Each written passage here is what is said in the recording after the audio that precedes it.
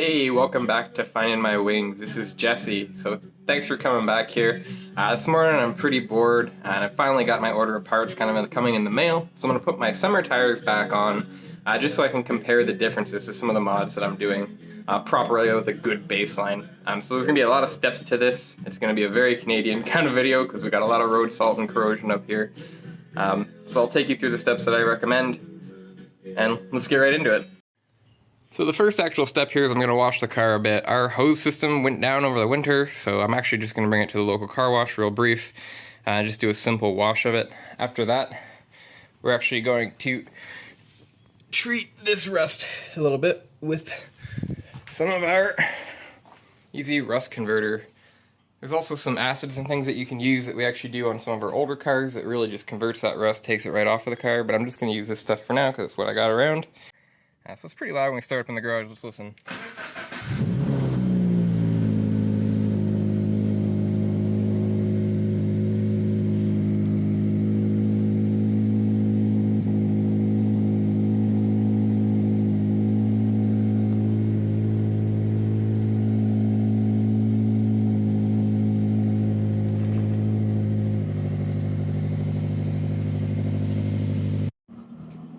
Just quickly while we're driving around, I want to talk about these snow tires that we do have on. So I went for the cheapest snow tires I could get. I talked a bit about it in my snow driving video.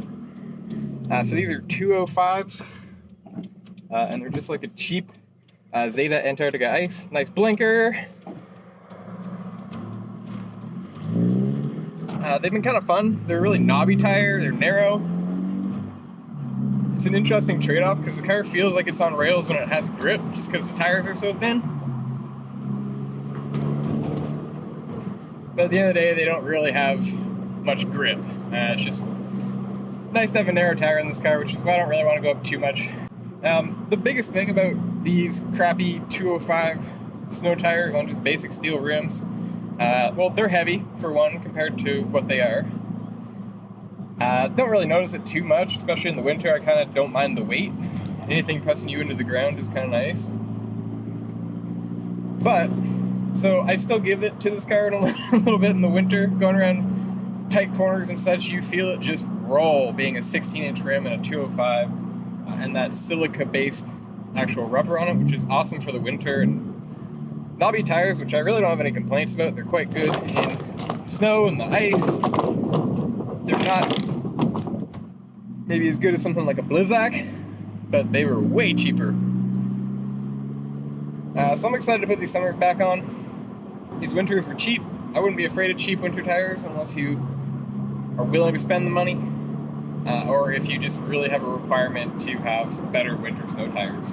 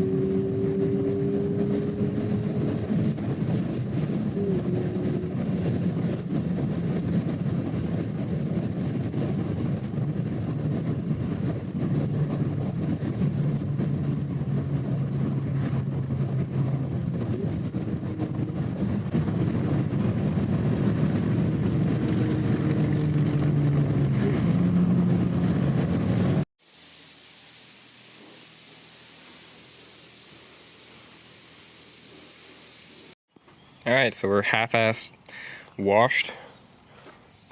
We raced some GTRs just in the middle here, and let's get some of this rust cleaned up. So first I'm going to jack it up. I'm going to expose all of this and then treat it with some of that rust treatment, and then we'll get into putting the summer tires back on. Alright, so before jacking it up, I'm going to use this so we're not doing anything with the paint. Could theoretically move around a bit. I'm going to do the same to this guy just so it doesn't do anything to the paint on those pinch points, weld points. And then of course we're blocked over the side that we're not lifting up. Alright, we used our adapter, we got these loosened up so they can come off. Let's get it right up in the air now. It just needs to be enough so it can spin, as you probably already know. So at the end of the day, this isn't too bad. This actually won't need too much. I'm not going to try to get it anywhere other than just to here. See how it's holding up over the winter.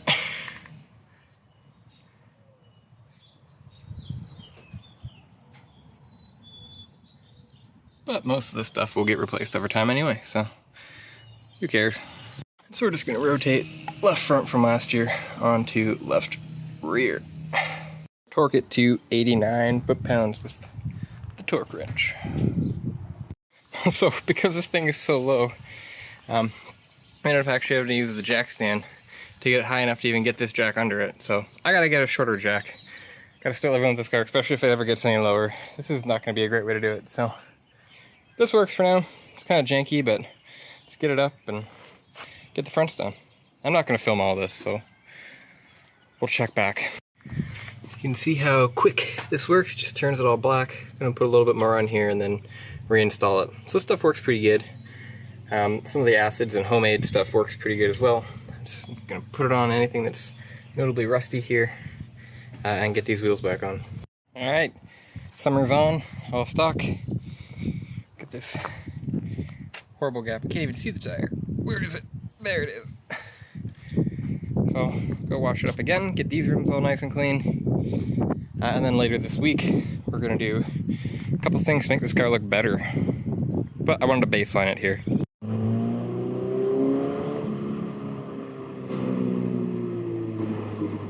Close this window. So right off the bat, I can feel a pretty big difference going onto these summer tires. They don't roll around as much. They feel a lot lighter on the steering. When you lift them up back to back between those steelies on those crappy summer or crappy winter tires, and then you pick these right up after, these feel so much lighter than those Zeta Antarcticas on just basic steel rims. And we're done.